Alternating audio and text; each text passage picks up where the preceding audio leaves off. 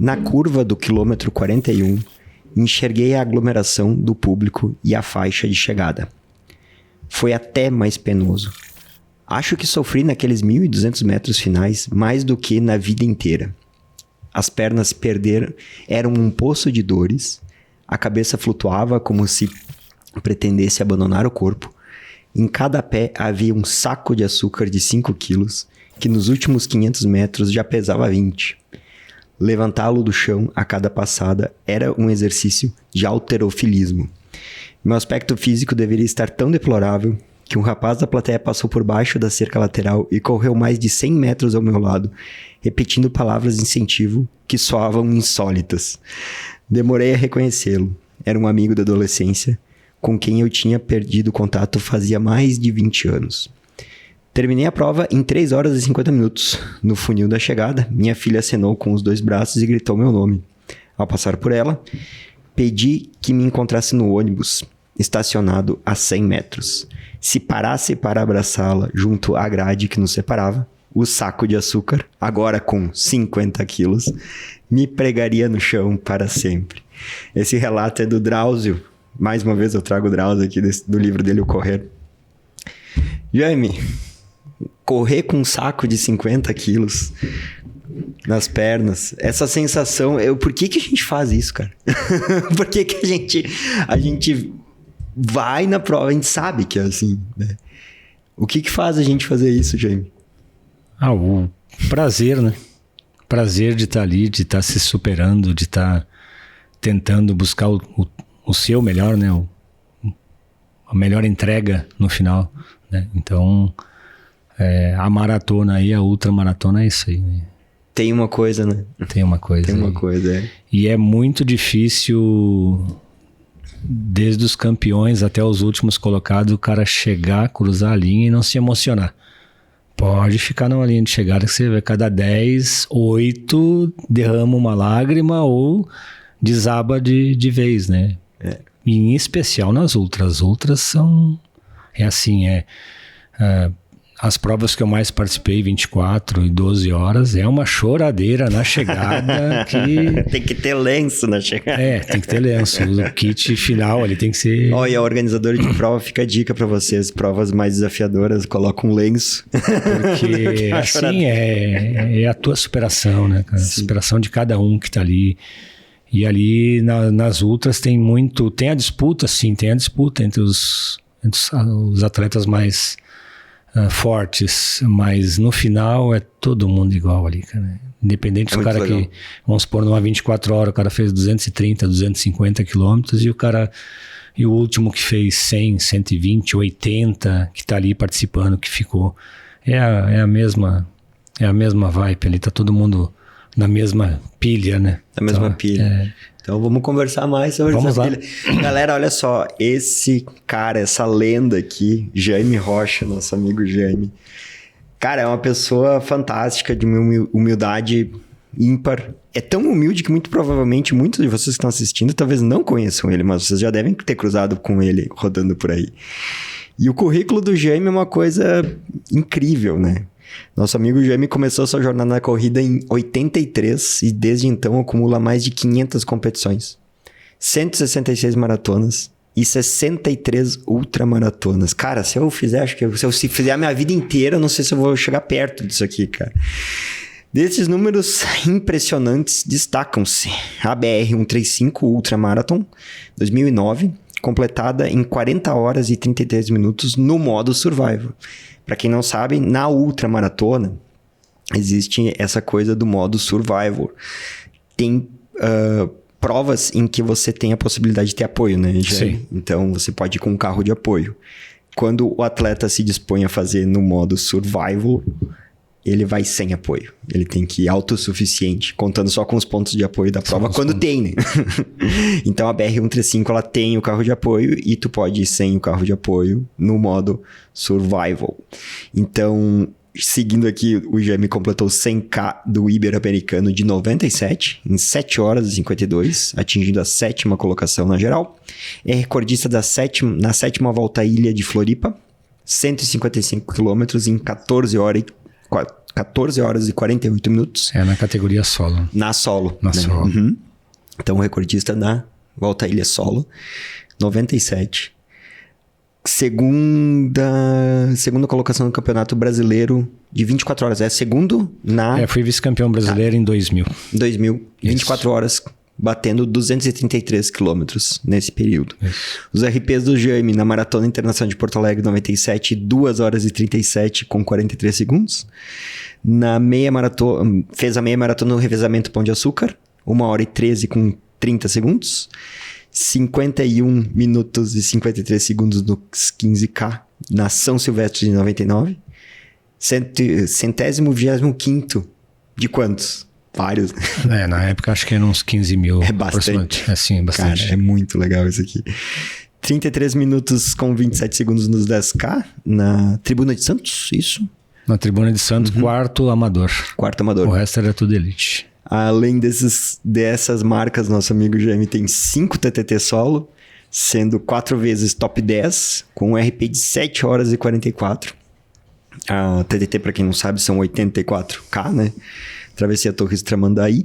Bicampeão nas 12 horas de esteira de Caxias, com um RP de 120 quilômetros acumulados nesse tempo de 12 horas em 2011. 2 vezes uphill Serra do Rio do Rastro, com 4 horas e 9 no trecho do dia e 4 horas e 20 à noite. Eu não sei como é que funciona. A de dia é aquela que largava às 6, 7 horas da manhã e você subia a serra de dia. E matar. E nós pegamos temporal, pegamos vento de 80 km por hora no rosto. O tempo é meio... Chegava lá em cima, não conseguia nem respirar. E nesse dia eu achei que eu ia fazer abaixo de 4 horas e não teve jeito. A serra paga o preço. Te judiou. E da noite, alguns pontos você não enxerga a pista. Simplesmente isso. Você vai pelo vulto dos outros atletas. Né? Vai subindo. Então são duas experiências bem bacanas, assim, né? Entendi. Porque correr na cidade é uma coisa. Você tem uma iluminação artificial ali que te dá uma condição legal. Tranquilidade. Mas você ir para uma serra, um lugar teoricamente desconhecido, né? Dá uma emoção mais... bem estranho. Macabro. E para fechar aqui os desafios do Jaime, né? O desafio solidário Caxias Torres, em 33 horas. E o Jaime é o pioneiro até o momento. Até o momento. Se tiver alguém aí que saiu de Caxias e foi a Torres, caminhando, tá, galera, da bike? Não é de bike, não é. Caminhando. Caminhando não, correndo. Se prontifique nos comentários. Então, nosso amigo Jaime fez Caxias a Torres em 33 horas e 4 vezes de Caxias a Porto Alegre, sendo que bateu um RP de 11 horas e 45 minutos em uma das vezes. Isso tu fez porque quis fazer. Essa que eu fiz 11 horas e 45, eu tinha ganho as 12 horas de Fortaleza em 2007. E aí eu tinha um amigo de Orkut na época, né? Tempo do Orkut. Do Orkut. Internet de escada. Então, os veteranos têm essa, né? Sim, sim. E aí, um tal de Marcos, né? Do grupo de luxo. E falei, cara, eu vou correr Caxias-Porto Alegre ou Porto Alegre-Caxias. Aí eu não tinha certo que... E aí eu fui a Fortaleza, ganhei as 12 horas, voltei para passar as férias aí com meu pai, né? Na época era vivo ainda. E aí, nessa eu falei, não, eu vou subir a serra. Vou fazer pela 116. Pra que pegar o ônibus, né? Desembarca do avião e sobe correndo. Bem isso aí. E aí eu não tinha apoio, não tinha nada. Ia na mochila e meu finado tio falou, não, eu vou contigo. Tá, mas eu vou sair às 4 horas da manhã lá de Porto Alegre. Ele falou, não, mas eu vou contigo. Eu vou pelo menos estar ali contigo. Se precisar dar uma água, eu dou uma água. Se precisar comprar um lanche, eu compro o lanche. E de Caxias a Porto Alegre eu tomei uns 3 litros de água e comi umas bolachinhas e mais nada. Ah, louco. 12 horas em pé ali, sim. E aí o objetivo na época foi largar no Laçador, ali próximo ao aeroporto, e chegar na estátua do imigrante. Né? E foi bem bacana. Foi legal. Muito legal. Cara, tu vê que, assim, aqui no Crônicas eu sempre dou uma destacada nesse ponto, Jaime, que é o seguinte... A ideia do projeto, como a gente já conversou bastante, é a gente compilar as histórias da galera aqui de Caxias e servir como uma espécie de reservatório ali de inspiração e também trabalhar nessa construção de uma identidade do esporte né? No caso da corrida, mas da atividade física, porque a nossa cidade tem muita atividade, tem uma cena e não só na corrida, né? Sim, de prática, de envolvimento, galera de esporte de quadra, assim, gosta bastante. Então é uma cidade que transpira esporte, só que eu tenho a impressão que ela fica meio... passa batido, sabe? Não ganha, assim, o debate público. Tem avançado, né? E esse projeto, ele vem na linha de contribuir com isso. E também nós temos um aporte muito grande, principalmente na corrida, de novos atletas. Então, pra ti que tá aí assistindo e que não tá entendendo os números, sim, é possível, né? Sim, tudo é possível, cara. É possível fazer esses números aí correndo. Eu quando eu comecei lá em 83 por uma brincadeira, eu nunca imaginava chegar nas marcas que eu tô chegando hoje, né? Assim, tem gente pelo mundo afora que rodou 10 vezes o que eu rodei, ou até o momento, né? Mas eu hoje tô fechando em torno de 132 mil quilômetros. O que é isso? São 3 voltas e meia na circunferência da Terra. Então é chão, né? É história, são provas, são pessoas que a gente conhece, são incentivos que a gente acaba passando para os outros. Se o cara pode, é o que você está falando, né? Se ele pode, eu também posso. Começo pequeno e vou crescendo até chegar no meu objetivo, aquilo que eu acho que é o ideal para mim. Perfeito. E, por exemplo, eu nunca aconselho alguém pensar em ultramaratona ou até mesmo em maratona, porque essas provas, elas não são sadias para o corpo humano. Elas são desafios. O sadio é você correr 3, 5, 10, 21 já tem um determinado sofrimento, porque você vai querer chegar num objetivo, né? E a maratona, então, é a rainha dos iniciantes, né? E aí quem consegue chegar na rainha quer chegar no mestrado, né? Que é a ultramaratona. E a ultramaratona é algo acima de 42, 195 metros. Então, fazer 43, 45, a partir daí já está se tornando um ultramaratonista. Então, isso é bem, bem bacana. São desafios que muita gente gosta de ter, mas não são aconselháveis, né? Sim, eu acho que é importante a gente deixar bem, bem claro pra galera que não é aconselhável, eu acho, né, Jaime, no sentido de você... Poxa, que legal, eu quero fazer... Nunca... É como o Lázaro, né, que foi um dos episódios que tá aqui no canal, ele comentou, né, qualquer um pode agora pegar um tênis e correr uma maratona. Sim. Nunca mais vai correr nada na vida, vai ficar arregaçado. Então, existe um processo a ser respeitado, né, Jaime? Então, e é uma das ideias aqui por isso que o nome do canal é Crônicas, né?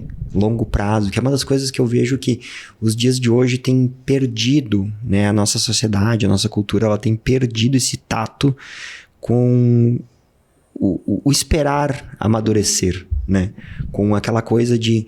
Cara, eu preciso treinar ali um período tal para fazer os 10K, depois eu tenho que treinar para fazer 21, depois eu tenho que... O Zelfino comentou no episódio que a gente gravou com ele aqui. Depois 21, depois 21, depois 21, depois 21. Aí tu começa um ciclo de maratona, ou seja, é uma jornada que passa de ano, né?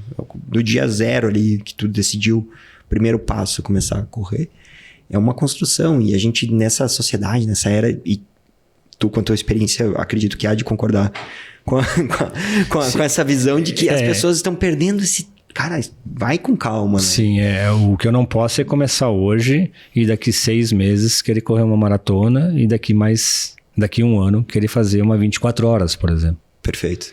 Por quê? Porque você vai se machucar. E depois vai demorar para voltar. Então, como tudo na vida, são etapas, né? Que nem você colocou bem ali. Perfeito. Eu começo... caminhando, corro 3, quer dizer, corro 1, começo a correr 3, 5, chego nos 10, 10 é o ápice. Chega uma hora que os 10, fica tranquilo, vou pros 12, vou pros 15, chegou nos 15, que no caso, né, em São Paulo é a São Silvestre, né, cheguei nos 15, tô correndo a maratona de São Silvestre, correndo os 15 quilômetros da São Silvestre. E aí você, faço 15 e vou tentar correr uma meia maratona. Só que eu não posso pular etapas, né? Tem muita gente que começou a correr hoje e já se inscreve numa meia maratona daqui 3 meses. Esse pulo de etapas aí que as pessoas às vezes erram, né? Então, o que é o ideal? Que eles procurem um educador físico que vai detalhar tudo isso para ele, vai fazer ali a avaliação médica, ver o que ele tem condições de fazer ou não, para poder chegar nesses níveis. Perfeito. A ultramaratona vai ser um dos últimos desafios deles. Eles vão chegar lá? Vão chegar, só que demoram anos, né? E fazendo bonitinho. Fazendo a escadinha certinha. Tu comentou ali uma coisa que até essa semana passada, eu postei alguma coisa sobre ali na página no Insta do Crônicas, que eu fui fazer minha bateria de exames. Acompanhamento médico, né? Sim. Então, gente, isso é uma coisa que também, né, dentro aqui do nosso hall de objetivos do projeto, cara, cuida, né? É importantíssimo. Porque assim, a gente até tem uma coisa meio... que, enfim, não está documentado pela ciência, está em processo de construção esse conhecimento. Nós temos aí as consequências tardias da Covid. Sim. Tem galera aí, questão de vacina, não sei o quê. Tem muita coisa incerta ainda relacionada a esse evento, que foi traumático. É um evento que tem coisas que a gente talvez vai entender daqui a um bom tempo. Então, cara, eu nas provas de bike, eu vi gente falecer. Não tô dizendo que seja por causa disso. Sim. Um pouco era realmente a hora, enfim. Mas cardio, coração. Sim. Poucos dias atrás, um rapaz ali, um conhecido nosso aqui da cena da bike também, faleceu em pedal. Então, gente, por favor, né? Acompanhamento pega um médico, uma vez por ano. Uma vez por ano, vai lá, faz um testezinho de esteira, faz um examezinho de sangue. Hoje eu fui lá, tirei umas ampolinhas de sangue lá, bateria zona, doutora Rosana, salve. Tá feito os exames, vou te mandar assim que ser o resultado. Tem que ter, né? Porque não, assim, o esporte, ele é saudável, mas ser feito de forma saudável. Ser feito de forma correta. É isso aí. Porque senão ele vira um problema como qualquer outro, né, Jamie? Então é uma coisa que acho que faz parte, né? Tu tem o teu acompanhamento também. Eu faço meu acompanhamento até o período de Covid ali, eu fazia uma vez por ano, aí ficaram uns 2 anos ali, né? Devido a esse período de pandemia parados, mas mesmo assim não deixei de fazer, principalmente esse acompanhamento de exames de sangue e tal. Acabei não fazendo os cardios, mas quando eu fiz, davam todos excelentes, né? Sim. E nada, nenhum desvio, assim, que pudesse... falar, vamos ter que fazer um acompanhamento, uma coisa assim, mas os outros, inclusive eu fui no médico não faz muito tempo ali, foi uns 2 meses mais ou menos, ele falou assim, cara, tu tá fazendo o que aqui? Eu tô fazendo um check-up, eu pratico atividade física e eu tenho que me cuidar, né? Porque eu não posso vir para você a hora que eu já estiver com uma doença qualquer em estado avançado, então eu tenho que vir aqui para tentar prevenir alguma futura doença, seja ela a menor ou a pior. Perfeito. Mas eu tenho que estar fazendo esse acompanhamento no mínimo uma vez por ano, né? Então, e aí agora esse segundo semestre aqui eu quero ver se eu vou fazer a esteira e voltar ao processo normal pós-Covid, né? Perfeito. Que Covid bagunçou para todo mundo, né? Infelizmente. E tem muita coisa silenciosa, né? Sim, então, muito. Tem que ter cuidado. Sim. Mas, cara, vamos voltar, vamos fazer a crônica inteira aí. Vamos embora. Cara, como... Tu trouxe aqui uma coisa, né? Tu trouxe aqui uma coisinha bem simbólica. Eu acho que a gente pode usar isso aqui como um marco. Volta daqui para trás. Como é que começou até chegar nessa tochinha? Vamos lá. Chega a me arrepiar aqui, mas tudo certo. Vamos lá. Em 1983, eu saí de Porto Alegre para São Paulo por problemas familiares, né? Saí de casa com 12 para 13 anos. Vim morar com meus avós aqui em Caxias e aí depois fui morar com uma tia. E nisso eu tinha os 2 primos um pouco mais velhos e a gente pintou lá um circuito de corridas e tal. Eu nunca tinha ouvido falar em corrida na minha vida, né? Não acompanhava, não. Eu gosto de esporte em geral, mas nunca tinha me atentado a isso. Tem uma prova de 10 quilômetros ali na Praça Dante e tal. Vamos lá, vamos se inscrever. Inscreveu os 3, né?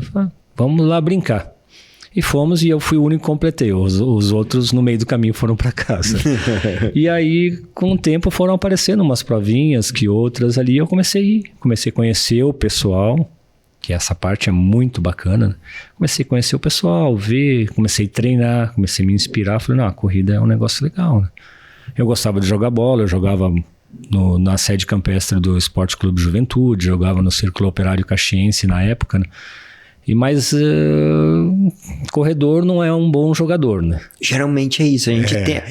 acho que todo brasileiro tenta. Porque o corredor ele não tem muita agilidade, ele é mais de focar lá na frente e chegar no objetivo Mas dele. todo mundo tenta jogar o tal do futebol, né? Mas tenta. No colégio.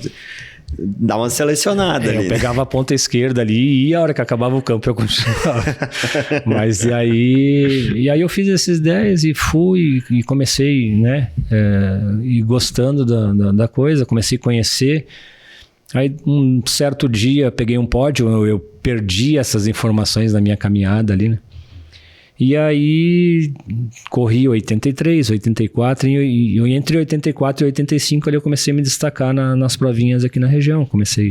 Na época eu corri os 10K ali em torno de 36, 37 para um rapaz de 16 anos. Estava razoável, sem menor informação do assunto, né? Não tinha praticamente nada de assessoria, não existia naquele período, né? Era na unha, né? E aí, inclusive na época eu consegui apoio da empresa que eu já trabalhava, né? O dono da empresa lá falou, não, eu vou te dar um uniforme, eu vou te dar uma camiseta, eu vou te dar um tênis e você corre pra nós aí. Que legal. Qual empresa que era, Júlio? As lojas Alfreds. Calil Seb S.A. Sim. Do Calilzinho, Calil Seb Neto. Faz parte do Ele foi o idealizador desse início meu e até hoje, muitas vezes quando eu posto assim, alguma coisa extremamente importante, eu agradeço a pessoa dele, que foi o cara que deu o start lá nos anos 80, ali 84 aproximadamente, foi que ele falou, não, vamos lá, eu te dou os uniformes, te dou um tênis e vambora. Então... E aí depois disso aí eu parei por uns 4, 5 anos, né? Porque eu saí daqui, porque eu mudei para São Paulo, né? E aí, mesmo em 86, eu ainda tentei correr uma prova lá, só que eu peguei Valdenor dos Santos, Diamantino, comecei a pegar uma nata que estava se iniciando naquele período ali. E aí eu falei, não, aqui não é para mim. Aí larguei o atletismo por um tempo, né?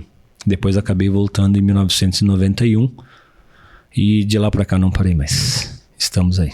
E tu voltou em São Paulo ainda? Voltei em São Paulo. Voltei correndo provinhas curtas, né? Sim. Na realidade, correndo e caminhando, né? Na época, eu tinha engordado um pouquinho em relação ao que o meu padrão de vida, praticamente a vida toda, meu peso ali em torno de 65, 70, eu tava com quase 90. Para quem tem 1,68 m, 1,70 m, eu tava uma bolinha, né? Então, e aquilo não me cabia, não é muito o meu perfil, né? Sim. E aí eu falei, não, tem que fazer alguma coisa. E aí eu fui pra rua. Fazia um percursinho lá de em torno de 6 km, metade eu corria, metade eu caminhava. Corria morro abaixo e caminhava morro acima. E até que um determinado período eu consegui fazer todo o percurso. E aí já muda o foco. Opa, consigo fazer, agora eu tenho que melhorar as marcas. E aí comecei a conhecer provas lá em São Paulo também, circuitos de corrida, e aí comecei a ir. Aí retomou. Aí retomei, e aí eu conheci um treinador através de um amigo, né? O Adivaldo Cardoso Neves. E esse cara me levou, não pra pista, porque a gente treinava no Ibirapuera, lá no Parque do Ibirapuera. E a gente começou a treinar, fez um ciclo ali de um ano, mais ou menos, de treinamento, e eu saí de 37, 38 nos 10K para 34. E aí eu já achava que, opa, agora, né, tô bem. Sim. E aí a partir dali eu comecei, 93, 94, fazer marcas em torno de 33, 34 nos 10 mil, que lá para São Paulo não era grande coisa, porque tinha uma nata muito fortíssima, assim, o nível lá em São Paulo era absurdo nessa época, né? E aí surgiu uma ultramaratona e eu falei pra ele, cara, eu queria conhecer esse negócio de ultramaratona aí, né? E aí ele falou, não, isso aí só vai te estragar, né, cara? Não vai pra ultra que vai te estragar. Porque assim, você tá num período de velocidade quase que plena ali, né? Pro meu nível. E aí, de repente, você vai correr uns 100 km, muda totalmente. Então, você se torna mais lento, né? Sim. Precisa, né? E aí a gente acabou discutindo e tal, somos amigos até hoje, mas eu larguei e parti para seguir o teu coração. Para seguir meu coração. E aí nesse período também eu acabei fazendo o meu primeiro RP na maratona em São Paulo, né? 2h41, uma maratona bastante difícil lá. E fui para os 100 km em Santos, né? Em 1995. Por incrível que pareça, eu estava avaliando esses dias isso na minha agendinha aqui, pessoal. No mesmo dia que eu estreiei na corrida aqui em Caxias. 7 de maio de 83, 7 de maio de 1995. Deu no mesmo dia. Deu no mesmo dia. E aí eu fui correr uns 100 km, eu fiz a primeira parte bem de boa, né? E a segunda parte aí eu fui buscar o meu limite, né? Eu fiz 8h08, a pretensão era somente terminar na época, né? E eu acabei em 10º num campeonato que você tinha 4 campeões mundiais. Então, tinha 2 russos, o Valmir Nunes, tinha um polonês também, fortíssimo assim, né? E aí eu falei assim, cara, é a minha prova, né? Só Te achou na longa distância. Me achei na longa distância, só que cada prova é uma prova. Sim. Você faz uma prova para 2h41, na outra você vai fazer 3h10. Por quê? Porque você acha que toda prova você vai fazer teu RP. E não é assim. Toda prova tem a sua história. Sim. E aí tem horas que você paga o preço do erro inicial, né? Sim. Mas aí a gente desenvolveu, em 95 eu fiz essa aí, em 96 eu fui na mesma prova e já fui para as cabeças, no modo, né, de falar. Os caras saem correndo a 3h40 100 km, eu saí a 4x1, quebrei. E aí na outra, quebrei, e nas provas longas foram as únicas desistências que eu tive, foram 100 km de Cubatão e 3 BRs. As BRs também eu sempre fui para as cabeças, mesmo nesse ano que eu terminei, eu falei pro comandante, falei assim, cara, eu tô te devendo uma prova bem feita. Mas como eu tava sem grande apoio, assim, para poder colocar um carro de apoio e pessoas eu fui só para terminar.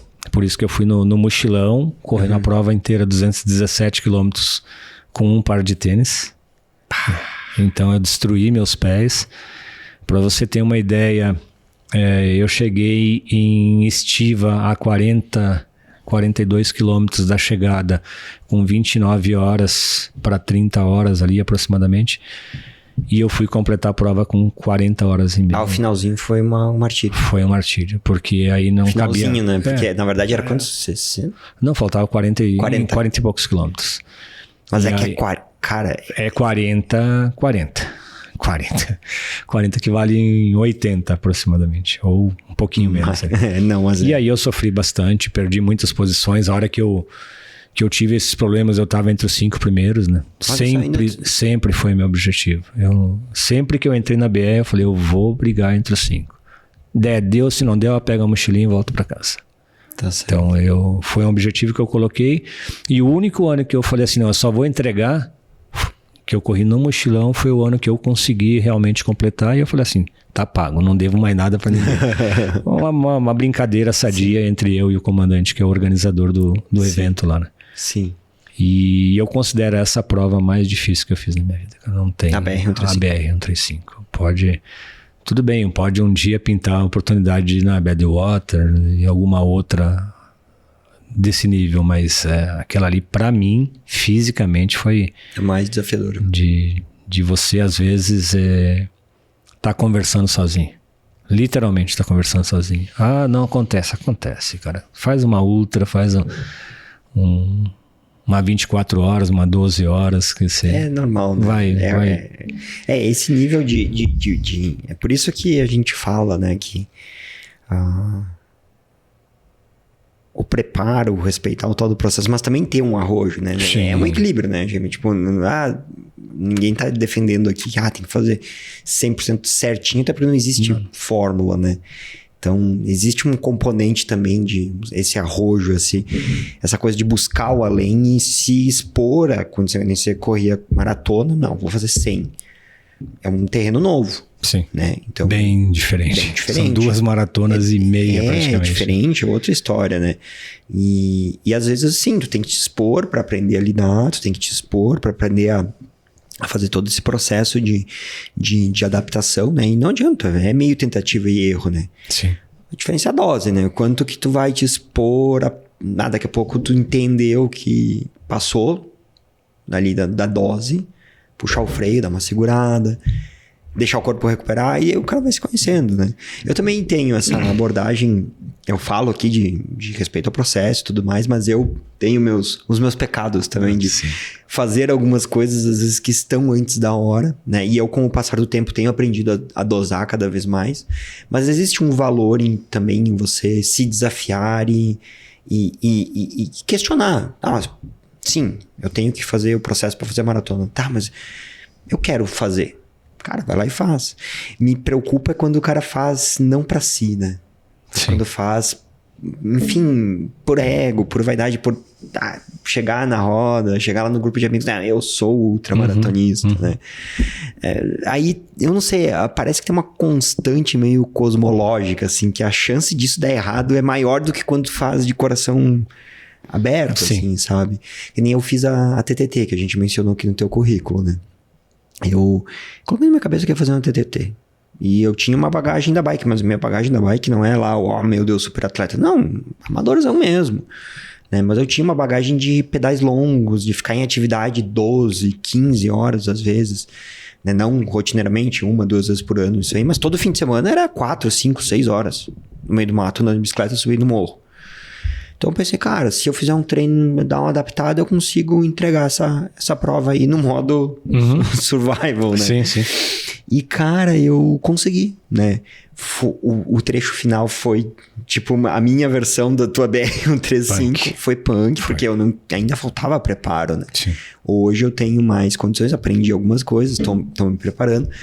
Então, não adianta. Tem, né, algumas regrinhas que a gente tem que seguir, mas também cada um é um universo à parte, né, Jaime? Então, cada pessoa que tem a liberdade para descobrir ali os seus processos. Né? E eu tive nessa caminhada aí também, né? Depois do que eu fiz 100 quilômetros, ali no final dos anos 90, pintou a Volta à Ilha categoria solo. Falei assim, cara, eu vou fazer essa prova. E aí um conhecido meu de corrida, um amigão meu de corrida, que era um top 3 aí nas ultras na América do Sul, né? O Luciano do Prado, que mora em Curitiba hoje. Um abraço pra ele, a hora que ele veio isso aqui, ó. Um grande adversário, um grande amigo, a gente se respeita muito, né? Que legal. E aí eu fui assistir ele nos 100 quilômetros na USP e eu falei assim, cara, eu vou andar com esses caras, né? E aí o Luciano foi lá e meteu o recorde na Volta à Ilha. Isso em 99, na primeira edição. E aí depois na segunda edição ele foi lá e baixou o recorde dele. Ele fazia a prova para o recorde. Eu falei, não, o ano que vem eu faço essa prova. E aí fui atrás de apoio, porque era uma prova que necessitava de apoio. E para onde é que eu ia? Eu peguei aquelas assessorias mais top lá de São Paulo e fui correr atrás de alguém lá, né? Tipo, ô Thiago, tem o objetivo de correr aquela prova ali e bater o recorde. Tá, mas tu sabe o que você tá falando, né? Isso eu fui falar com o dono da Ranfan, o professor Mário Sérgio. E eu falei assim, cara, eu quero fazer a Volta à Ilha. Tá, mas você sabe o que você quer fazer? Sim, eu durmo com o percurso embaixo do meu travesseiro todos os dias. Tem lá o percurso e eu ponho ele ali e cada dia eu fico estudando um percurso. Tá, mas tu conhece Floripa? Não conheço, nunca fui a Floripa. Então é o seguinte... Tô a fim de conhecer. Tô a fim de conhecer. Então é o seguinte, esse ano nós vamos te colocar... Você anda bem, eu te acompanho, eu vejo tudo. Nós vamos te colocar na nossa equipe top. A gente acabou daí no ano seguinte correndo na equipe participação, ficamos em 6º no geral, né? E eu peguei os trechos mais punk que tinha. Exatamente para isso, para sofrer mesmo. E aí a gente fez todo um planejamento de mais um ano para mim poder ir para a Volta à Ilha na categoria só. Aí tinha psicóloga, nutricionista, massagista, acupunturista. Toda a galera. Todo o pacote. E aí eu meio que não entendia todo aquele processo que normalmente não fazia parte da minha cultura. A minha cultura era meter o tênis, sair pra rua e correr. E tá tudo certo. E aí ele começou a passar treino, né? 20, 30 todos os dias, 40, final de semana maratona no sábado, 60, 70, 80 no domingo. Falei, vambora, né, cara? E aí eu ia lá e metia 2h50 na maratona no sábado e no domingo 80 km para 5h30. Tá, tu quer ganhar ou tu quer bater o recorde? Não, eu quero bater o recorde, cara. Eu falei pra você que eu ia bater o recorde. Que eu vou tentar bater o recorde. Esse é o meu objetivo. E aí chegou o dito ano, 2002, nós fomos para Floripa, né? E na véspera da prova eu não perdi a hora porque o motorista acreditou na minha convocação. Porque até a véspera da prova eu não tinha um carro de apoio. E aí eu falei, cara, me arruma um motorista, custe quanto custar. Me arruma, nem que seja, não tinha, né, na época, nem que seja um Uber. Me arruma alguém que possa ficar comigo 16 horas. Só fica bem claro isso, ó, 16 horas eu preciso de alguém disposto da hora da largada, da saída do hotel até a chegada lá no final e depois deixa pra minha conta que não sabia nem se ia estar vivo, mas tá tudo certo. E aí o motorista chegou lá, bateu lá na porta e falou assim, eu vim buscar uma pessoa aí. Não, mas não tem ninguém. E eu desmaiado lá no apartamento, dormindo. E a prova largava 1h da manhã, da sexta pro sábado. E aí, não, mas não tem ninguém, o pessoal saiu. Sim, o cara me contratou, falou pra mim pegar ele aqui. Mas o que houve que tu não tinha informação dele? Como eu viajei 12 horas e não descansei. Ah, tá. Eu cheguei, cansado. Tomei um lanche e tal e fui. Tu perdeu a hora. E eu perdi a hora. E aí o pessoal, o gerente foi lá e falou, não, vamos ver se tem alguém no apartamento, se tá tudo bem lá. E aí entraram lá, acenderam luz, seu Jaime. Sim, seu Jaime. Estamos atrasados. Como assim? Que hora que é? Ah, é 00:20. E eu tava em Canasvieiras e tinha que ir pra Beira-Mar. Demorava uns 40 minutos. Aí eu só, mochila daqui, mochila dali, Quanto tempo você demora? Eu te entrego lá em 20 minutos. Chegamos lá 5 minutos antes da largada. Aí eu já tava de tênis, Sim, foi se ajeitando já no fui carro. Me ajeitando, saí do carro, alongar pra quê, né? 155 km pela frente, vambora. E aí foi isso aí, foi a história da largada. Eu não tenho fotos de largada, não tenho nada, né? E saímos na emoção, saímos ali e fomos embora. Foi uma briga constante, uma briga legal, e que no fim deu esse recorde de 14 horas e 48 minutos e uns quebradinhos ali, que foi na época 1h13 minutos abaixo do recorde anterior. E com o ex-recordista batendo o seu próprio recorde, ele também, ele fez, o recorde dele era 16 horas, ele fez 15h40 e alguma coisinha, ele não vou lembrar os detalhes. Mas foi um trabalho foram 2 anos de construção desse resultado. É por isso que a gente fala, né? A corrida é uma construção, né? Sim. Você não começa o prédio de cima para baixo, você faz o alicerce e vai construindo degrau por degrau ali, andar por andar. E aí esse aí para mim foi talvez a prova rainha minha, assim, porque eu fiz uma baita marca nas 24 horas com 233K, na época era 3ª ou 4ª marca sul-americana. Hoje tem grandes atletas se destacando, fazendo acima de 250K, então Sim, um crescimento. E o que é legal é que a gente fez parte desse processo, isso que é bem bacana, né? Eu, Luciano, Sebastião da Guia, José Milton, nós temos uma galera lá, o Valmir Nunes, que é o nosso recordista, top 3 no mundo aí, toda e qualquer prova, ex-recordista mundial de 100 km, então tem uma galera aí que fez, Zé Garçom, que fez a base para essa galera agora tá voando, aí agora a gente tem o Charles aí também que tá Tá indo bem, né? Tá muito bem. Cara, ele fez o MCC muito bem, o Charles. Ele fez 28, 29 horas. Mas é a segunda vez, né? Que Sim, ele faz. E ele vem numa ascendente. Isso é legal, é bacana. Só que o pessoal não pode esquecer quem largou isso aí, né? Começou essa cultura das ultramaratonas. Porque, na verdade, se for pensar, a ultramaratona... A maratona até é um esporte que tem uma história centenária, digamos assim. Ela tem um vínculo com as Olimpíadas modernas, né? Sim. E as clássicas também tinha a tal da maratona. Não era 42 quilômetros, né? Era 40. Mas a rainha da Inglaterra decidiu que tinha que largar do palácio dela lá. Então botaram 2 quilômetros a mais. Então aqueles 2 quilômetros que tu agonia é culpa da realeza britânica.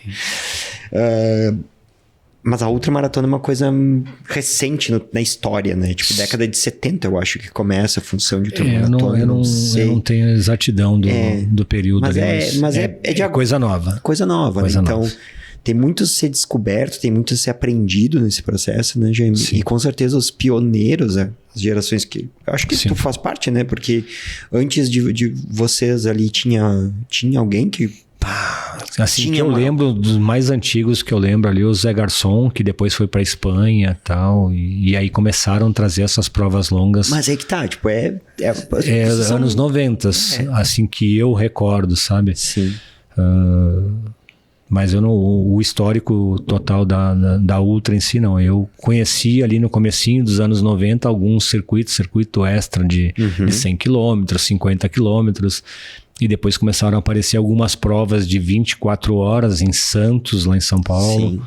E aí, mas hoje tá espalhado. Hoje popularizou. Bastante, tem o circuito das Ultra BR, então é bem bacana isso aí, né? Agora tem o pessoal dos gringos aí com esse circuito também. Nós temos aqui bem bacana isso aí.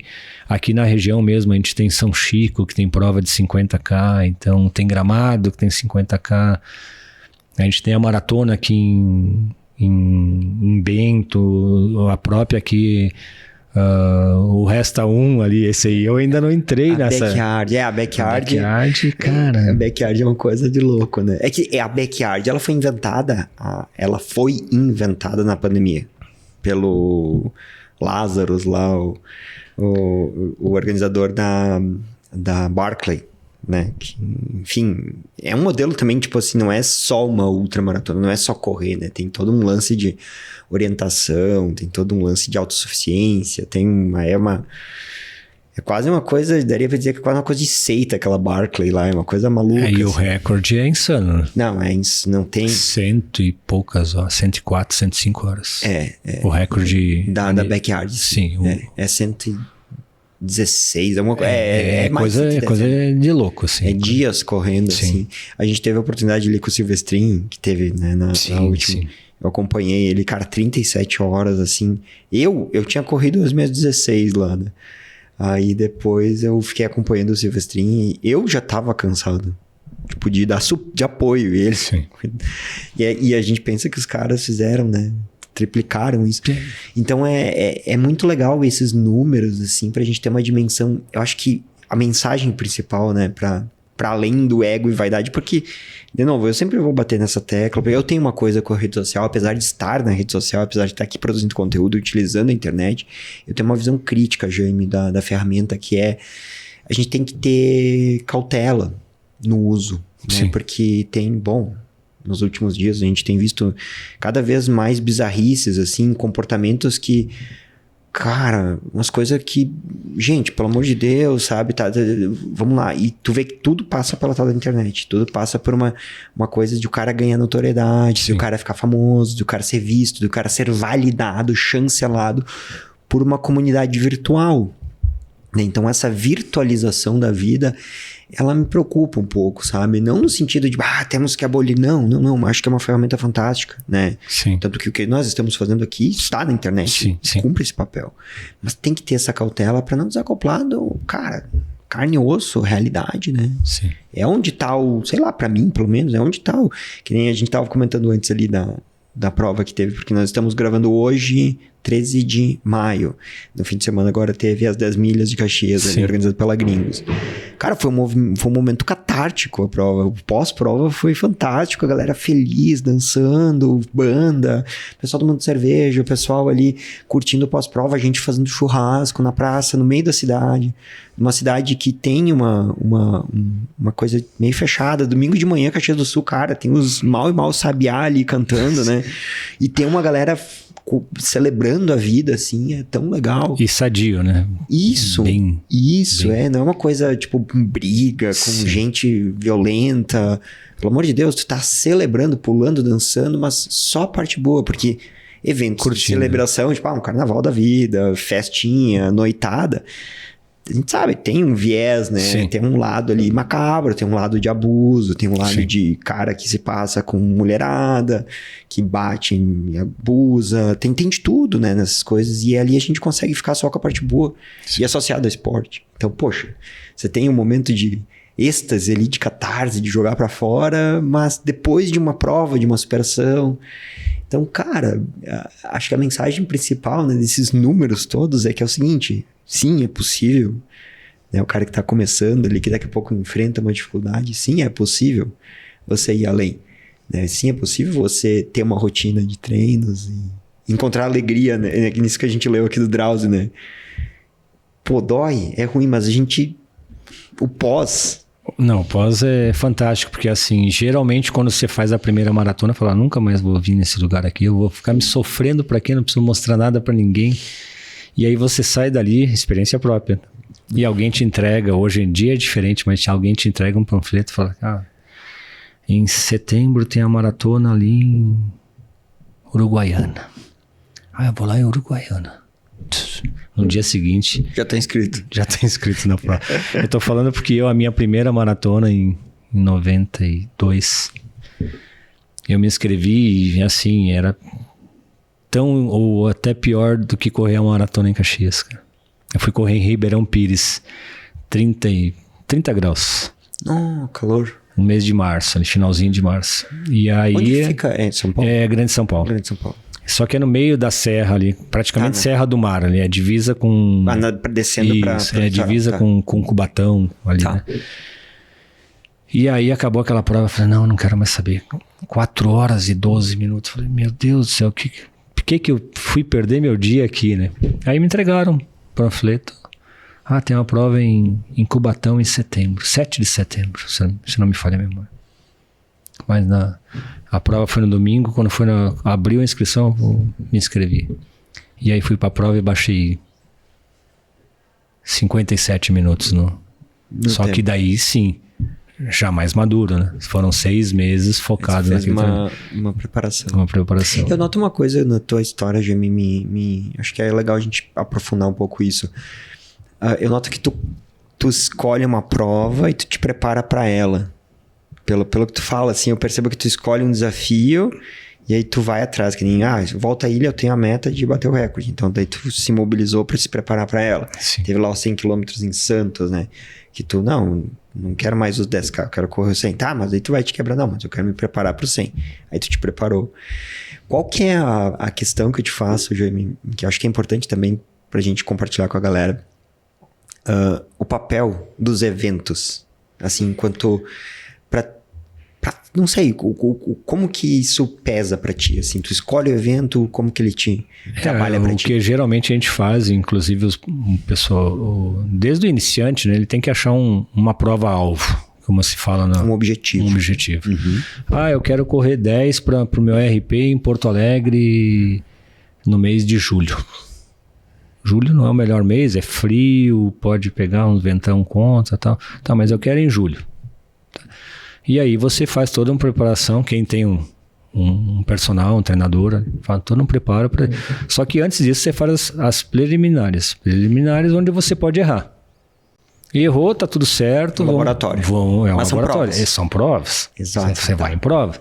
Você vai, eu quero fazer a maratona de Porto Alegre como alvo, né? Na época, top, a época que eu estava bem ali. Quero fazer Porto Alegre com prova-alvo. Eu fiz São Paulo anterior, eu fiz Curitiba anterior. Como teste. Eu fiz Blumenau anterior, e aí eu vim a Porto Alegre.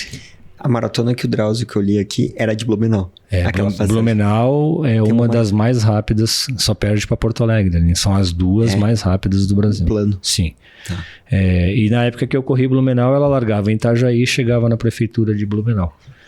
Então, a questão de você colocar essa prova-alvo é importante para você entender o processo. Senão você vai correndo todo dia, vai lá, fez, não fez, né?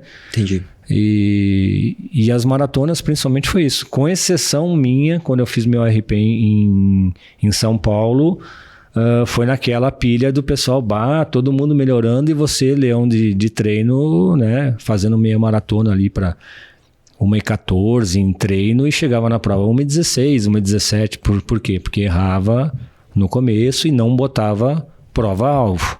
Entendi. E aí eu comecei a colocar isso. Não, prova tal é a prova-alvo. As outras são intermediárias. Nessas outras eu posso errar. Você não quer errar, mas assim, o que eu faço? Eu largo mais forte? Eu largo... Testa estratégias. Testa estratégia. E eu nunca fui muito bom de estratégia, mas algumas deu resultado, né? Sim. Por exemplo, em São Paulo, muito tempo a gente largou homem e mulher juntos. Então, o que era meu alvo? Correr próximas às líderes do feminino na época. Que legal. Porque elas faziam ritmos, que nem hoje na New Balance a menina fez 2h29. Então é um pace assim... surreal, 3h33 de pace, alguma coisa próxima a isso. Então se você conseguir correr próximo a ela, cara...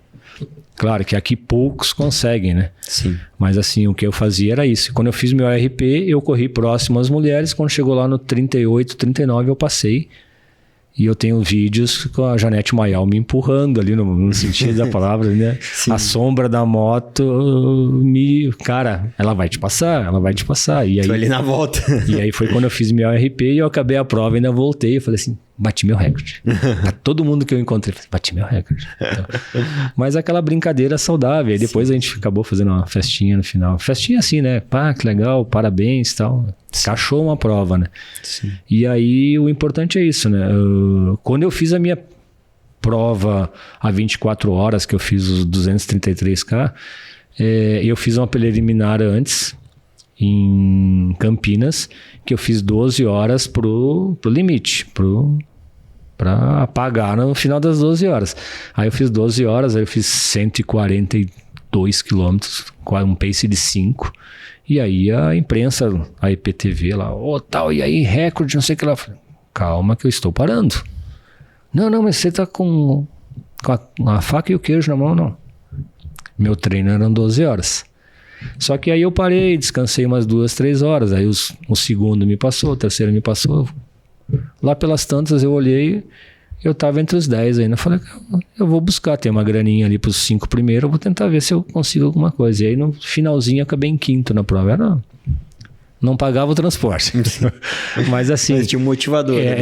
Foi a motivação daquele momento, fazer aquelas 12 horas pensando nas 24 que eu tinha... Não era o teu...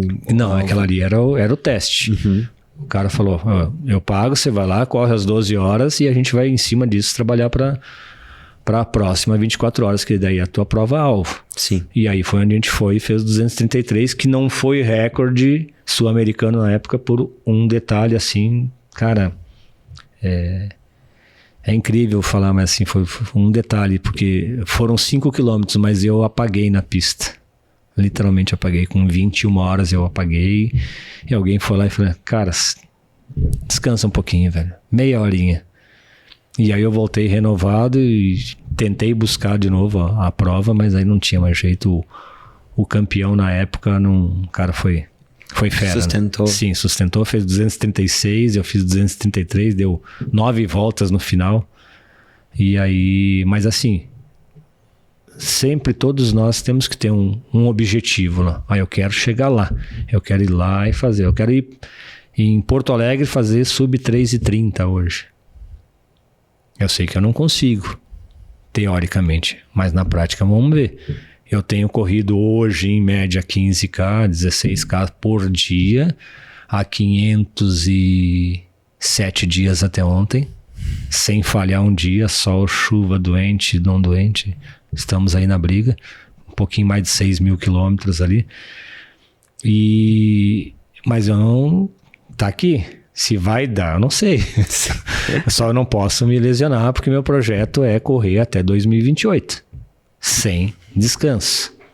Logo. Então, faltam exatamente 3 anos. Perfeito. Eu tenho eu tô fazendo o meu desafio e é inspirado em histórias como a tua, Jaime. Essa coisa de... Porque assim, tu colocar a prova como um marco para treinar é um método, né? Sim.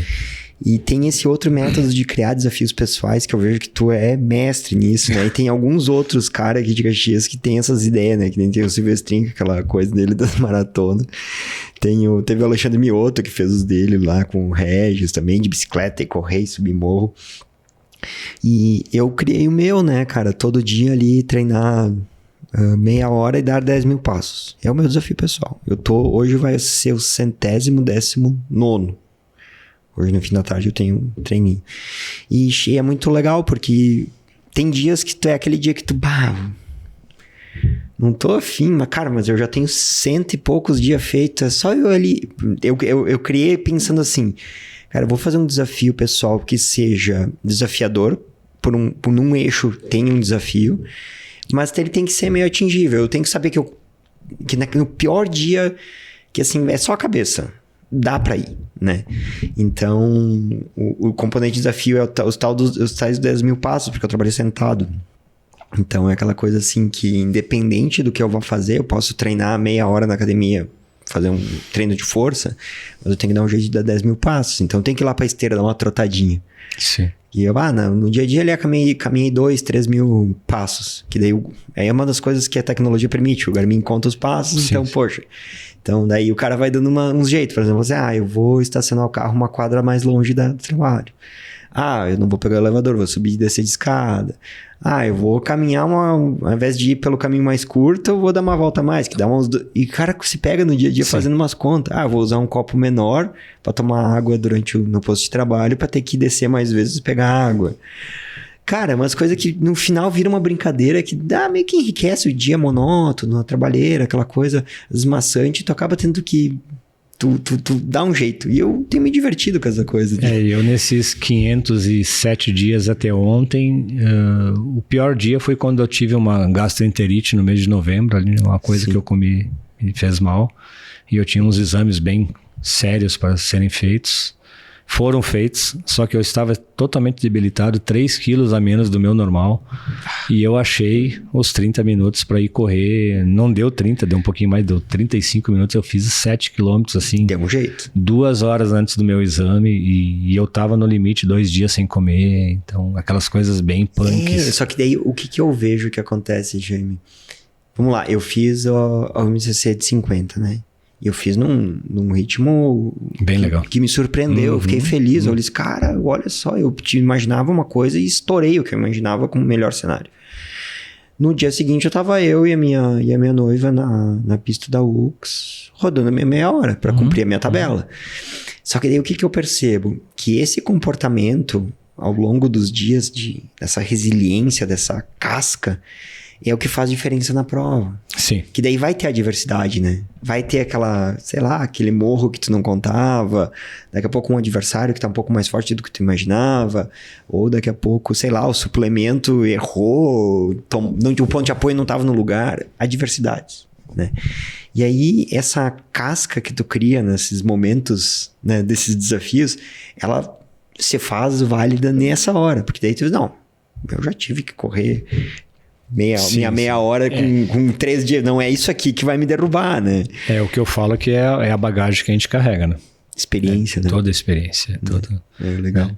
E isso é fatal, assim. O que você tem, em determinado momento você tem que colocar em prática ali, não tem jeito. Tem que falar, cara, não, tem que lutar. E vem, né? E eu, nesse meu desafio pessoal, que eu venho subindo as metas, né? O ano passado era no mínimo 5... Daí tu foi, começou a ficar fácil. Esse ano no mínimo 10. E na realidade eu fiz a média de 11 o ano passado. Esse ano tá chegando em 13 de média. Na realidade, 13 todo o projeto. Mas esse ano tá em 14,7, 14,8 por dia. Então você tá aumentando a tua média. E aí até me falaram, você dobrou a meta? Sim, dobrei a meta. A meta era 5, agora a meta é 10. Tá. Eu não posso fazer menos de 10. Esteja bem, esteja ruim. Mas assim, isso não é um pênalti para mim, vamos dizer assim. Não é uma obrigação. Eu saio ao natural. Os dias mais complicados são os dias de chuva forte, que a gente teve um período bem crítico ano passado. Para nós aqui não foi tanto quanto nas regiões mais baixas, né? Mas estava chovendo. Mas estava chovendo, chuvas fortíssimas. Não era chuvinha. Sim, né? Então isso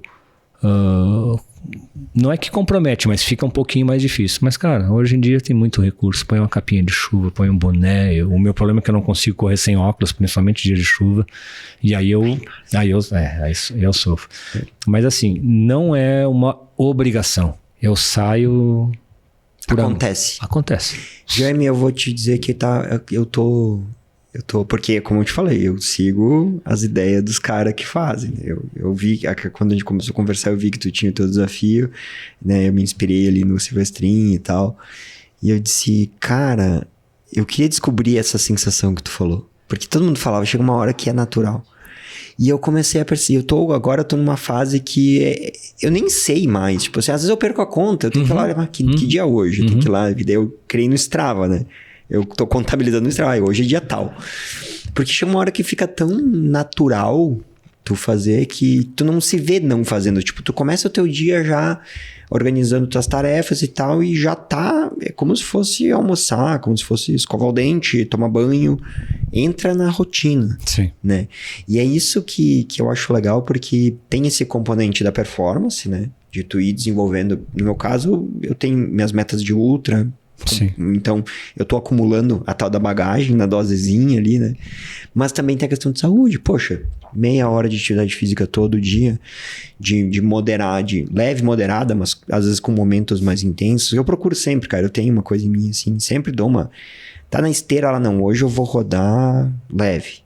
Cara, eu não me vejo não apertando o botãozinho lá e não, vamos botar esse coração aqui, bater um pouco. Uma hora que tu quieto, sente, tu tá com dor, tá cansado. O teu corpo pede por aquilo, então é muito legal. Teve uma vez que eu tive um insight, porque eu fiz um treino, sentei na grama, assim, pra descansar, que é o momento do pós, né? Tu relaxa e tal. E me bateu uma coisa no sentido assim, existe algo de... Parece que é opressores que a gente tá falando. Só que essa coisa de ter que sair e treinar todo dia. Não é, cara. É o contrário. É libertador. Não, Porque tu não tá restrito à tua necessidade por conforto. Tu tá tão acostumado a se expor àquilo que é desconfortável a princípio, que tu transforma aquele desconforto num conforto, numa coisa natural. E sempre tem o tal do pós. Que é aquele momento que, sim, enfim, neurologicamente, bioquimicamente, dá para explicar de N formas, né? Sim. A endorfina, parará, mas não vamos pra esse papo nerd, assim, vamos ficar na coisa existencial, filosófica mesmo. É um momento de... Primeiro... De você descarregar. E de relaxar. Existe algo de, sei lá, tu sente o negócio fluindo na veia, aquela saúde, aquela sensação de paz de espírito. Tem um misto de dever cumprido daqui a pouco. Eu tinha me comprometido, eu tô conseguindo cumprir. Toda vez que eu subo um númerozinho lá no meu desafio, acredito que tu sinta a mesma coisa, né? Tipo, eu gosto das lives. Eu não sou muito bom comunicador, mas eu faço ali eu sei, mas é legal, cara. É bem bacana. É legal. Cada um encontra, né, uma forma de se motivar e manter. E, cara, cumpre um papel muito legal, né, Jaime? Então, eu agradeço, né, por tu... Porque eu tô seguindo meio que a trilha de uma galera aí. Então, eu vou agradecer as pessoas, porque não fui eu que inventei essa história, né? Sim. Então, é muito legal. E o papel que a gente cumpre, daqui a pouco mais pessoas. Eu vi que tem muita galera que tá nessa... Outro dia tinha uma amiga minha da bike, a Jaque, e ela queria subir 10 vezes o Morro da Gruta, na terceira légua, de bicicleta. Ela mora ali na terceira. E ela dizia, Thiago, tu vem aqui comigo, não sei o que tu acha, tu que tá nessas pilhas de desafio. Eu disse, mas com certeza. Fui lá, peguei minha bike, fui lá, subi 10 vezes com ela, assim. Cara, muito legal, sabe? Porque ver a alegria dela de ter completado o desafio e tal, assim. E ver que mais pessoas daqui a pouco, não, eu quero fazer tal coisa. E ir lá se propor e fazer. E isso, de novo, né? Sempre essa coisa do momento que a gente vive, assim, dessa coisa de imediatismo. Existe uma certa questão com... Eu não sei... Não todo mundo, claro, tem muita gente que passa perrengue existencial, passa necessidade, mas não é disso que a gente tá falando. A gente tá falando de classe média. Sim. Cara, tu tem ali teu empreguinho, tem tua vidinha. Nunca, né, Jaime, eu acho, e acredito que tu vai concordar comigo, a gente teve tanto acesso a coisas, né? Cara, vamos lá, a pessoa consegue comprar ali um reloginho, tênis razoavelmente bom, né? Roupa, consegue ter acesso às coisas. Suplemento, cara, uma vez pra te comprar um negocinho, onde que comprava? Sim. Onde é que tu comprava um Garmin há 10 anos atrás? Hoje tu entra ali na internet, com o celular, né? Sim. Uma vez tu tinha que ligar num lugar ou pegar o carro e ir até uma loja especializada. Então hoje o custo logístico pra gente ter acesso às coisas é praticamente nulo. Então isso acaba sendo uma facilidade e tira ali um componente de desconforto, né? Que faz parte da biologia. A gente precisa ter esse desafio, esse desconforto, porque senão, sei lá, parece que adoece, assim. Se o corpo não tem essa inquietação, assim, uma coisa de ter que se superar, parece que a gente fica meio... Fica... Baixa, fica lento, vamos dizer assim, né? Não sei se a expressão seria exatamente essa, né? Mas o ficar no que eu tento passar assim, cara, sai do sofá, velho. Sai do sofá, do controle, e vai pra rua, faça alguma coisa. Se apropria da tua vida, né? Faz uma atividade. Legal. Eu encontro várias pessoas, ou quando eu tô saindo para ir trabalhar 5 horas da manhã, saindo para caminhar 5 horas da manhã. Então, ali perto do Ceasa, ali próximo de casa. Sim. Então, e são pessoas que você vê que é uma rotina. Estão todo dia 5h15 da manhã, estão saindo para caminhar. Isso aí. Que caminhem 3, 4 quilômetros, porque provavelmente eles fazem o trajeto ali até a Casa de Pedra e voltar. Então, assim, cara... E te garanto que, assim, completei meu dia. Se você não fizer aquela atividade, eu tenho certeza que você mesmo... Se deixar de fazer... Falta. Os teus 30 minutos faz falta. O que eu não fiz hoje? Tem alguma coisa que eu não fiz hoje. Sim. E tem que fazer. Sim. E fora aí o que eu faço no final do dia, dentro da fábrica onde eu trabalho, eu ando de 8 a 12 quilômetros todo dia. Eu nunca marquei no... Tu tem isso ainda, né? Tem isso aí. Que legal. Porque eu sou ligado no 380, cara, não tem jeito. Tu linha de produção, tu tem, né? Não. E assim, eu sou muito, muito ativo, eu não sou... Não se aquieta. Claro, se eu tô em casa, eu gosto de ficar sentadinho ali assistindo alguma programação de esporte. Sim. Geralmente, ou algum noticiário, e aí eu comparo o A com o B com o C para ver se, né? Sim. Mas assim, tem que ter, cara, se não fizer... Tanto que tem dias que eu treino 10 horas da noite, depende dos compromissos, e depois no outro dia eu saio 7 horas da manhã, 6 horas da manhã para treinar novamente. Olha aí. Aí então é uma backyard particular. Uma backyard particular. Só que daí eu faço 12, 15 na noite e depois de manhã já vou fazer 15, 17, 20. Né? Mas chega uma hora que costuma. Não, mas assim, sai ao natural e aí, geralmente o treino da manhã ele sai melhor do que o da noite. Legal, olha porque só. Teve o repouso, né? Então, e o do dia não, o do dia vem com toda aquela carga emocional, física, frio ou calor. Geralmente o calor é um pouco pior, né? O frio você põe uma térmica, põe uma corta-vento e vai embora. Segue a vida, né? Uhum. Segue a vida. E o calor não, o calor você... Corre só de bermudinha ali sem nada e passa calor. Então. Jaime, me fala dessa tocha aí, como é que é essa história? Cara, essa história aí é uma das mais bacanas quando pintou ali em 2015, né? Vai ter a condução da tocha olímpica. Eu falei, como é que faz, né? E fui procurar as informações, você tinha que mandar pro comitê de organização das Olimpíadas do Rio a tua história e por que você... deveria participar, né? Uhum. E aí eu mandei, eu falei, cara, a minha história é essa. Eu tive uns perrengues na infância e tal, e depois em São Paulo também. Superei, comecei, larguei o esporte, voltei pro esporte e hoje sou um nome incluso aí no currículo nacional, principalmente de ultramaratonas, né?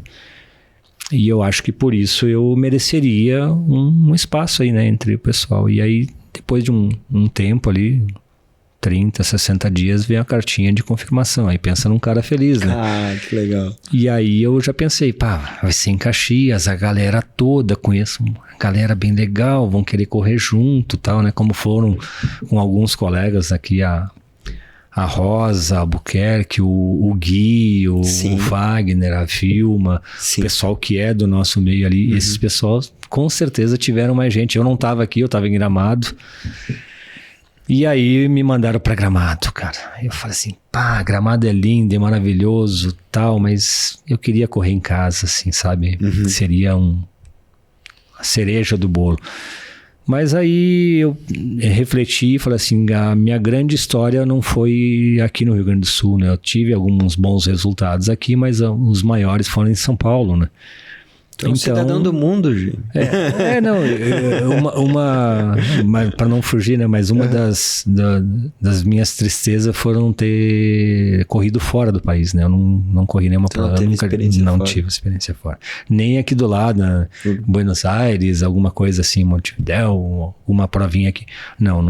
Nunca corri fora. Essa foi uma das decepções minha com... Não, mas calma. Não, mas assim, é que eu gostaria... Sim, ter corrido quando eu tava no meu ápice. Por exemplo, assim, no comecinho, no final dos anos 90, eu falei assim, pá, Nova York, 2h35, 2h40. Que na época, né, os caras ganhavam lá com 2h09, 2h10. Tu ia chegar vendo...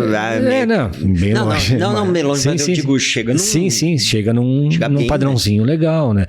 Sei lá, vamos lá, né? Que nem a gente viu Boston, algumas provas aqui não tão caras quanto Tóquio, quanto alguma outra mais longe, né? Mas tudo certo. E aí, voltando à história desse cara aqui, aí no dia 8 de julho de 2016, nós fomos para Gramado, né? E aí largamos ali na Praça acho que é das Bandeiras, ali logo depois que sai do lago ali.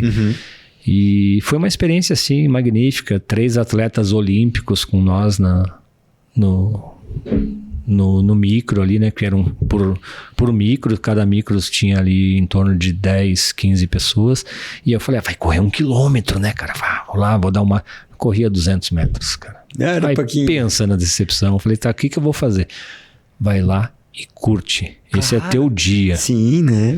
E aí os 200 metros duraram quase 4 minutos, assim. Então foi bem bacana, foi um espetáculo e tá aí. Eu gostaria que ela simbolizasse toda a minha história, né? Porque tem troféus e tem a tocha olímpica. A tocha olímpica é o troféu dos troféus, né? Então não tem... É um símbolo porque, cara... é mundial, aí a gente tá falando de espécie, né? A gente tá falando de humanidade inteira representada numa coisa... Porque, assim, o esporte como um todo, né? A gente sente essa coisa do espírito olímpico, tal do espírito olímpico, né? É uma coisa que não tem muito definir fechado, um conceito, um verbete de dicionário. É uma coisa que se sente, né, Jaime? Quando a gente assiste as Olimpíadas, eu não tive oportunidade de assistir a Olimpíada, sempre só pela TV, ou acompanhar pela rede social. E as histórias das Olimpíadas, elas são sempre as que, sei lá... Tanto as histórias de performance mesmo, dos caras fazerem coisas incríveis, mas também as histórias de superação, tipo atleta de... Sei lá, que nem o caso do Vanderlei, cara. Poxa, lindo. Ia ganhar? Cara, lindo. Ninguém sabe, mas assim... Mas assim, a atitude, a nobreza da pessoa. Esse é o valor. É por isso que ele teve o mérito que ele teve, de ganhar a maior honraria do esporte mundial, que é a medalha de Barão de Coubertin. Acho que é isso, né? Eu acho que é. Se não me falha a memória, é isso. Exato, que é um reconhecimento não pela performance. Porque a performance tem aquela coisa de ego, né? Tem aquela coisa de, essa melhor que tu... Mas essa coisa do espírito olímpico que, tipo, te tira... Assim, tu não tá a serviço do teu ego, tu tá a serviço de um movimento de elevação do ser humano, né? Da humanidade como um todo, né? Então, é um símbolo. E nós funcionamos com símbolos. Né? Os símbolos, eles fazem parte da nossa jornada na vida. A gente se comunica por meio de símbolos. Né? Por isso que a gente tem logotipo. Símbolos. É. Símbolos. Tem né? armadura. Tem armadura. A gente tem os nossos símbolos. Esse é um dos símbolos maiores, né? De quem é esportista, poder...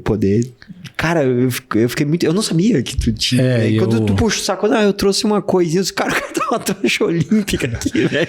E aí, a gente na época também fez um trabalho bem legal em algumas escolas aí, né? Sim. A gente tentou atender... Eu atendi, acho que umas 5 ou 6 escolas, mas foi bem bacana, assim, coisas bem... Porque aí, né, já me pensa o seguinte, vamos pensar assim do ponto de vista, sei lá, evolutivo, né? A gente veio de punhadinhos, né? Pequenos grupamentos ao redor de uma fogueira contando histórias. E essas histórias inspiravam os mais jovens por meio do conhecimento que era transmitido por essas histórias, né, a superá-las ou a usar elas como substrato. Então, por isso que eu falo muito de história aqui, por isso que é crônicas do Endurance. Então, é como se isso fosse uma fogueirinha e tu estivesse me contando da vez que tu... Cara, me inspira. Eu não vou carregar uma tocha olímpica, não faz parte do meu horizonte. Tá aí, é só ir pegar. Entendi, então. não eu usei o verbo no tempo errado. Eu nunca pensei que eu um dia teria acesso, né? Seja por vou carregar no evento, ou seja, de ver de perto. E de repente eu vejo que do meu lado aqui, treinando comigo, tem um cara que portou esse símbolo, né? Que é um dos símbolos maiores do esporte, como um todo, da superação e desse culto à humanidade, né? E, cara, eu acho que essa é a mensagem, né? Que o esporte, ele sempre vai ser uma celebração da humanidade. É por isso que no domingo, lá naquele pós-prova da Caxias das Milhas, eu tive uma sensação de alegria e eu vi que ela foi... Sabe quando tu tá com um grupo e tu sente que tem uma conexão, tem um troço no ar, assim, que todo mundo tá muito alegre? E não é alegre, sei lá, aquela alegria de ter tomado uma cerveja a mais. Não, era uma celebração mesmo. Sim. E uma coisa simples, cara, uma prova de uma cidade, né, pequenininho ali, local. Mas naquele momento aquilo era a coisa mais importante para aquelas pessoas que estavam lá. Então, cara, isso tem um valor que não existe, né? E aqui a gente tem materializado...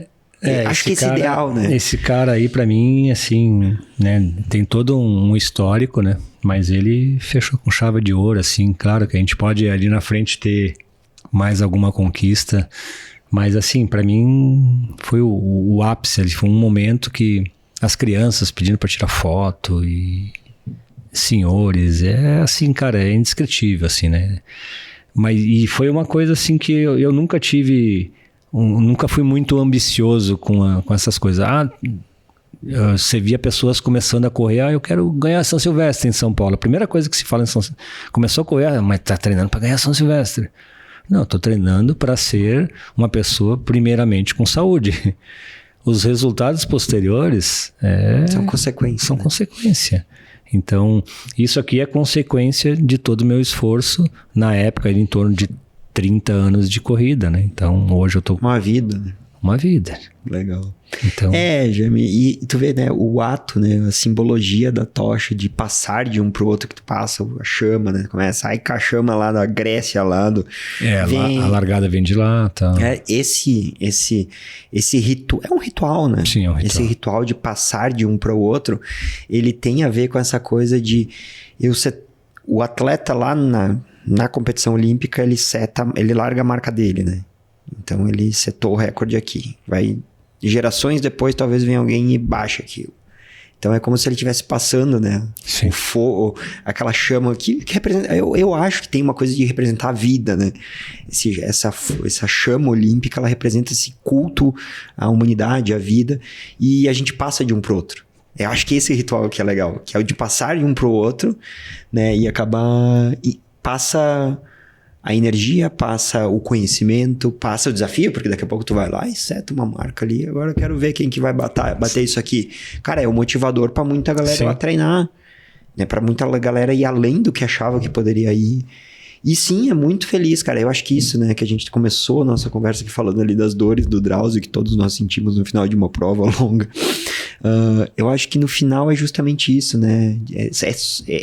Diz respeito a esse momento de, cara, tô ruim, mas eu superei. Eu superei aquilo que eu achava que eu achava que o meu limite era aqui e eu fui além. No dia que tu mandou a carta, tu tinha setado ali, tu tinha um limite, né? Tu disse, cara, se aceitarem, eu acabei de ir além do que eu imaginava antes de mandar a carta. O não, tudo é assim, o não... Tu já tinha. Você já tinha. Sim. 50%. Sim. E o resto não vou dizer sorte, é uma construção, né? Se você constrói uma história, você tem uma possibilidade maior do que os 50%, mas por enquanto ali você tem 50-50. Perfeito. Então, todas as vezes que eu fui pedir apoio para alguém, eu sempre sabia, ou não eu já tenho. Lá dentro a gente sabe, se eu vier ou não, o não pode te deixar você esmorecer. Uhum. Você vai continuar lutando. Pode ser que essa porta não se abra, mas abram outras. Com certeza. E aí a mesma coisa. Aí eu mandei a cartinha e esperei. Fiz minhas orações, como sempre. Tomara que eu consiga, porque eu acho que eu mereço, né? Eu me esforço para isso, tento, né? E quando veio a resposta, aí tem a cartinha, tem o uniforme, tá tudo guardado. Tudo guardado em casa. Fazer um museu, montar um museuzinho lá do Jaime Rocha, hein?